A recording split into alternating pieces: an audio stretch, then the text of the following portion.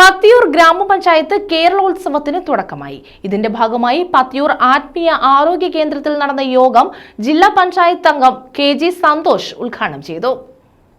പത്തിയൂർ ഗ്രാമപഞ്ചായത്തിലാണ് കേരളോത്സവത്തിന് തുടക്കമായത്. 2 ദിവസമായാണ് കേരളോത്സവം നടക്കുന്നത്.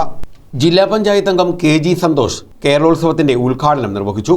ഇന്നത്തെ സാമൂഹിക അന്തരീക്ഷത്തിൽ പലപ്പോഴും മനുഷ്യർ ടെൻഷൻ ജീവികളായി കഴിയുന്നു എന്നുള്ളതാണ് യാഥാർത്ഥ്യം.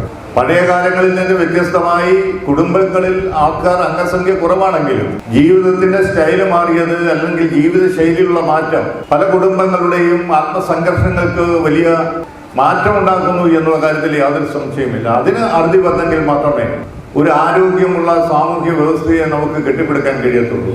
അതിന് ഈ സാംസ്കാരിക പരിപാടികൾക്ക് കലയ്ക്ക് വലിയ പങ്കാണുള്ളത്. ഗ്രാമപഞ്ചായത്ത് പ്രസിഡന്റ് ലുഷ അധ്യക്ഷത വഹിച്ചു.